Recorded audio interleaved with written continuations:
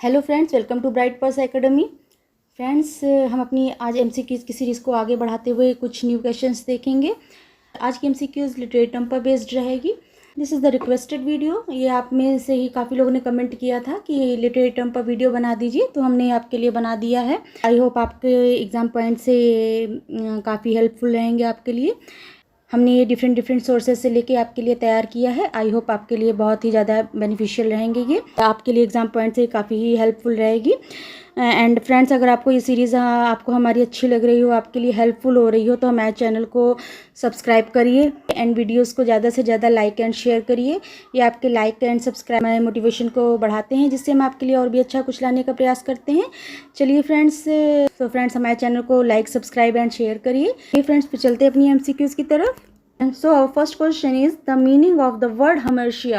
hamartia का meaning क्या होता है? ये आपका यूके लेक्चरर 2018 का क्वेश्चन है, उसमें आया था। ए फैटल फ्लॉ, बी डिस्कवरी, सी इमोशंस, डी इविल। चलिए बताइए hamartia का मीन्स क्या होता है। आई होप आपने सोच लिया होगा। So right answer is a fatal flaw. hamartia का मीन्स क्या होता है? Fatal flaw. A is the right answer. Next question. A story that has a second meaning beneath the surface of one is called। एक story के अंदर जो उसकी surface में एक सेकंड मीनिंग छुपी हुई होती है, उसको हम क्या कहते हैं? उसको एनालॉजी, बायोग्राफी, एंटीथेसिस, एलेगरी। चलिए बताइए क्या होगा। So our right answer is D allegory. D is our right answer, allegory क्या हो गई? जिसमें हमें एक स्टोरी चलती रहती है, उसके अंदर ही उसके सरफेस में एक दूसरी स्टोरी भी मिलती है, तो उसको हम लोग एलेगरी कहेंगे। उसमें मीन्स क्या हो? एक सरफेस स्टोरी हो गई, अंडर द सरफेस एक स्टोरी अंडर द सरफेस चलती रहती है, that is the allegory. And हम इसका एग्जाम्पल में कह सकते हैं बनियान्स का पिलग्रिम्स प्रोग्रेस जो है, इसका बेस्ट एग्जाम्पल है एलेगरी का। Clear? So our D is the correct answer. Next हमारा है a 3 line rhyming stanza is called. 3 line का राइमिंग स्टैंजा जो होता है, हम उसको क्या कहते हैं? A tercet, B heroic couplet, C couplet, D ottava rima. चलिए बताइए इसमें से क्या सही आंसर है। Right answer is A tercet. 3 lines के राइमिंग स्टैंजा जो होता है, उसको हम लोग टर्सेट कहते हैं। क्लियर? चलिए A is the right answer. Okay, next question. A record of events drawn from personal knowledge is called। इसका घटनाओं का जो रिकॉर्ड होता है, उसको हम लोग अपने पर्सनल नॉलेज के लिए रखते हैं, तो उसको हम लोग क्या कहते हैं उस रिकॉर्ड को? A metaphor, B memoir, C irony, D autobiography. चलिए बताइए इसमें से क्या राइट आंसर है। So right answer is B memoir. Memoir में को हम लोग, जिसमें हम लोग इवेंट्स वगैरह को अपने क्या कहते हैं उसको, हिंदी में कह सकते हैं यादों को, इवेंट्स वगैरह को पर्सनल नॉलेज के लिए रखना, संजो के रखना, उसको हम लोग मेमोयर कह देंगे। Memoir is the right answer, B is the right answer. Clear? चलिए नेक्स्ट क्वेश्चन। थ्रेनोडी क्या है? A marriage song, B death song, C victory song, D birthday song. चलिए बताइए थ्रेनोडी क्या होता है। आई होप आपने सोच लिया होगा। C is the right answer, death song. Threnody क्या होता है? ये डेथ सॉन्ग होता है। जैसे हम लोग तो एलिजी के नाम से जानते हैं, डी को भी हम लोग डेथ सॉन्ग कहेंगे।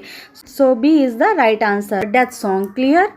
Next question. Something written or said in memory of a dead person, especially words written on gravestone is called। जो वर्ड्स ग्रेव स्टोन पे जो वर्ड्स लिखे होते हैं, उसको हम लोग क्या कहते हैं? डेथ, किसी की डेथ की पर मेमोरी के तौर पर जो ग्रेव स्टोन पर लिखा होते हैं जो शब्द, उसको हम लोग क्या कहते हैं? चलिए बताइए।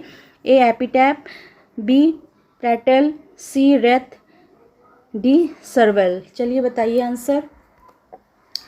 ये भी आपका यूकेएलटी 2018 क्वेश्चन है। So our right answer is A is the right answer, epitaph. इसको हम लोग क्या कहते हैं? एपिटैप कहेंगे।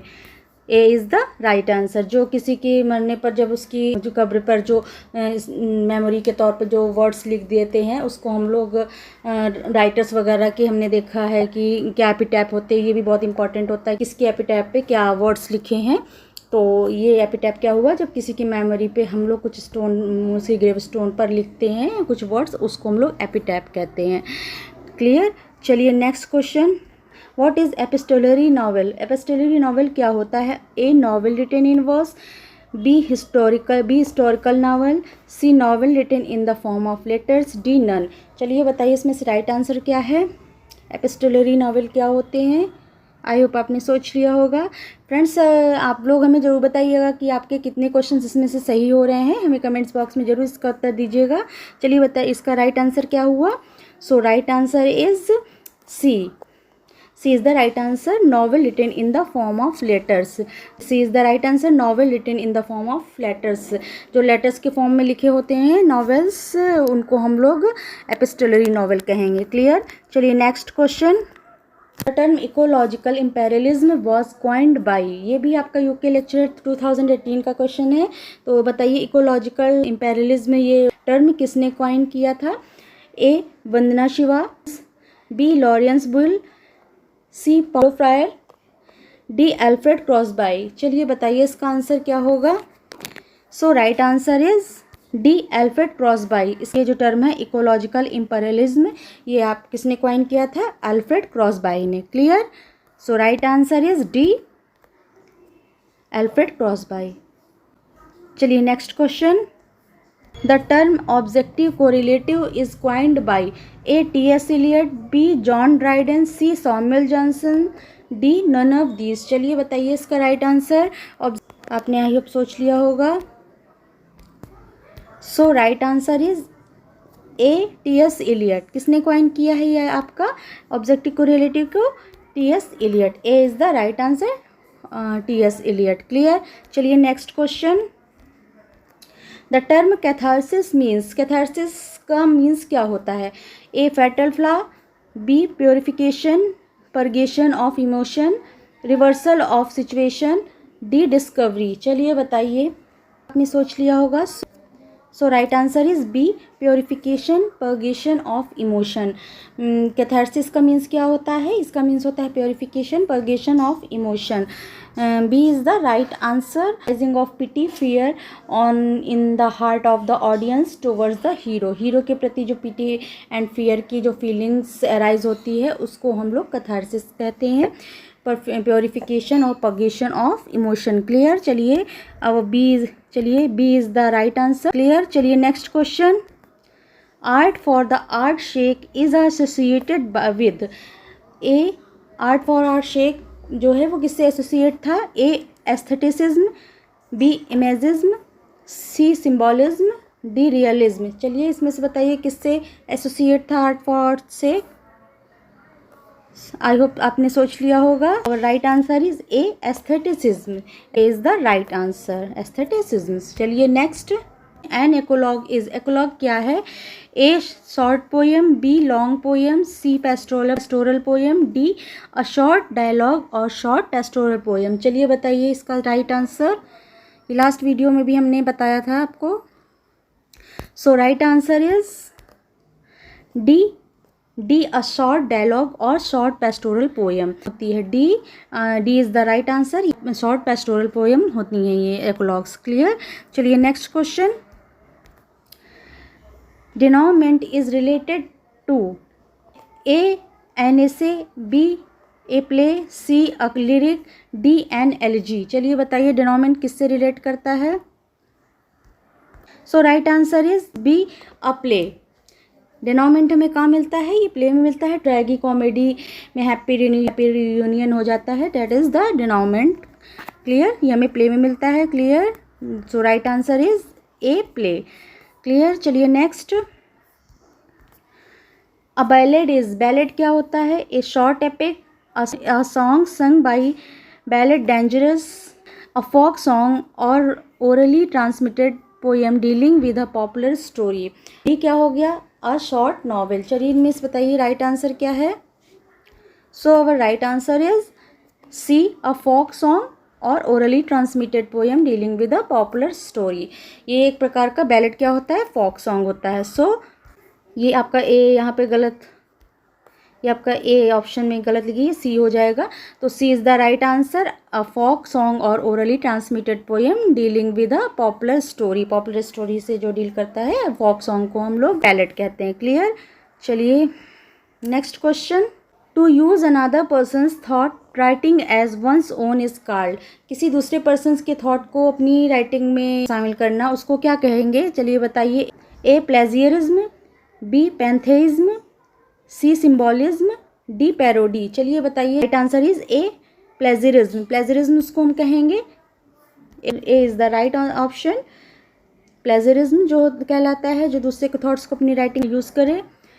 Willing suspension of disbelief is a phrase coined by A. John Dryden, B. S.T. Coleridge, C. T.S. Eliot, D. Matthew Arnold। चलिए बताइए, willing suspension of disbelief ये फ्रेज किसने कॉइन किया था?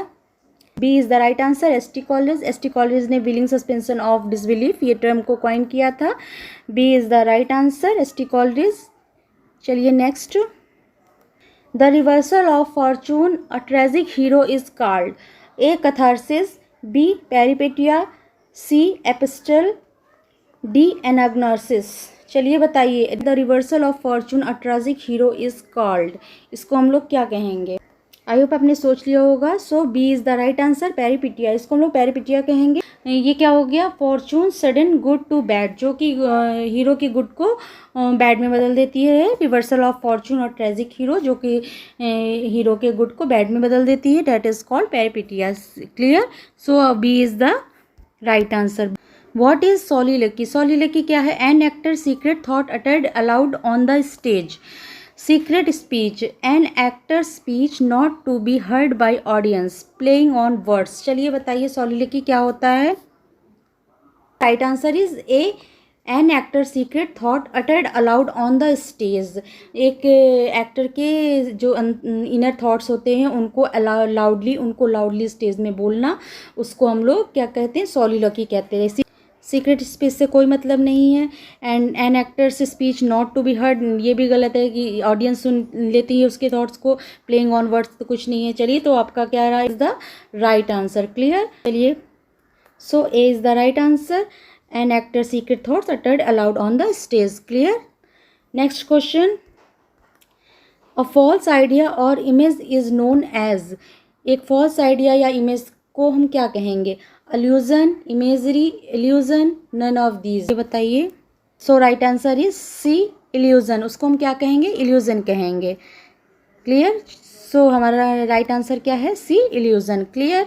चलिए next question, the 7 line stanza with a rhyme of A B B C C used by medieval poet is. चलिए बताइए, A terza rima, B rhyme royal, C tetrameter, D none of these. चलिए बताइए। I hope आपने सोच लिया होगा। So our right answer is B. B is the right answer, rhyme royal. Rhyme, इसको हम क्या कहेंगे? राइम रॉयल कहेंगे। B is the right answer.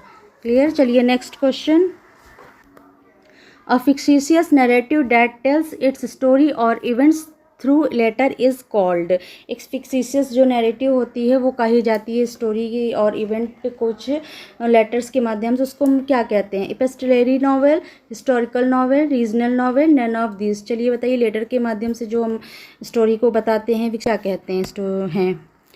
तो right answer is A, epistolary novel. ये लेटर के माध्यम से जो यूज़ होती है स्टोरी, उसको हम लोग एपिस्टोलरी नॉवेल कहेंगे।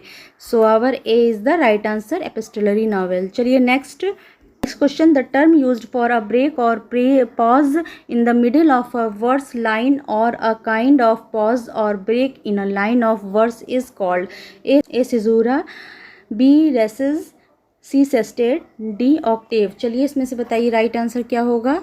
जो एक छोटा सा पॉज लेते हैं किसी लाइन में या फिर किसी वर्स ब्रेक में, हल्का सा छोटा सा ब्रेक होता है, उसको हम लोग क्या कहेंगे? So our right answer is A, caesura. इसको हम लोग सेजुरा कहेंगे। क्लियर? क्या कहेंगे? सेजुरा कहेंगे। A is the right answer. Clear? चलिए next question, it is an error in chronology or something located at a time when it could not have existed or occurred। एक chronology, एक ऐसी error जो कि उस समय दिखा देते हैं जब पर वो एग्जिस्ट ही नहीं करती है, उस समय पे जो उस चीज़ को दिखाना, वो क्या कहलाता है? चलिए बताइए, इंपॉर्टेंट टर्म है। ए एनाक्लोथॉन, बी एनाकोरिनिज्म, सी एल्यूजन, डी एलोगरी। सो चलिए बताइए। So our right answer is B, anachronism. इसको हम लोग क्या कहेंगे, जो कोई चीज़ को हमें उस समय पर दिखा दिया जाए जिस समय ये चीज़ एग्जिस्ट ही नहीं करती। अब ये समझिए, अगर शेक्सपियर के समय में अगर या मिल्टन वगैरह के समय में ये टीवी वगैरह दिखा दी जाए, तो ये सब चीज़ें इन्वेंट नहीं हुई थी जब, तब कि अगर वो चीज़ क्या हो जाएगी, वो हो जाएगा आपका एनाकॉर्निज्म। जिस समय वो चीज़ एग्जिस्ट ही नहीं करती उस समय उसको बताना दिखाना, that is called anachronism. Right answer is B, anachronism. Clear. चलिए next question. An error in judgement caused by ignorance or sudden weakness is. ये क्या हो गया, एक एरर हो गई judgement caused by ignorance or sudden weakness. इसका means क्या हो गया, देखिए, A catharsis, B hamartia, C peripeteia, D none of these. चलिए इसका आंसर क्या होगा बताइए। So B is the right answer, hamartia is error in judgement caused by ignorance or sudden weaknesses. तो hamartia is the right answer, B is the right answer. चलिए next question. Taunting use of apparent praise for dispraise is.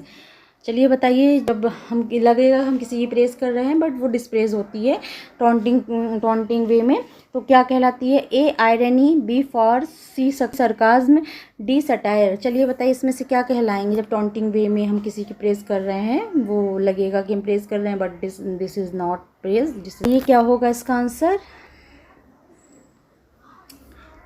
So our right answer is C, sarcasm. Sarcasm is the right answer, C is the right answer. Clear. चलिए next question. A stanza of 8 lines in iambic pentameter is known as. 8 lines का iambic pentameter क्या कहलाता है। A ottava rima, B terza rima, C rhyme royal, D none of these. चलिए बताइए इसका answer. So right answer is A ottava rima. 8 line के iambic pentameter को, stanza को हम क्या कहेंगे, ottava rima. A is the right answer, ottava rima. Clear. चलिए next question. The terza rima is a stanza of A 4 lines, B 5 lines, C 3 lines, D 2 lines. Terza rima कितने lines का stanza होता है, चलिए बताइए। So our right answer is C, 3 lines. Terza rima कितने lines का होता है, 3 लाइन्स का होता है। Clear. So right answer is C, 3 lines. Clear. So friends, ये कुछ हमारे लिटरेरी टर्म पर बेस्ड सीक्यूज थे। आई होप आपको समझ में आए होंगे। एंड अगर आपको समझ में आए हों, आपके लिए हेल्पफुल हुए हों, तो हमारे चैनल को ज़्यादा से ज़्यादा सब्सक्राइब करिए एंड वीडियोस को ज़्यादा से ज़्यादा लाइक एंड शेयर करिए। कोई भी क्वेरीज हो आप कमेंट सेक्शन में बता सकते हैं। हमारे चैनल को लाइक, सब्सक्राइब एंड शेयर करिए। चलिए फ्रेंड्स, फिर मिलते हैं न्यू क्लास में न्यू MCQs के साथ। Okay, thank you, thanks for watching, thank you.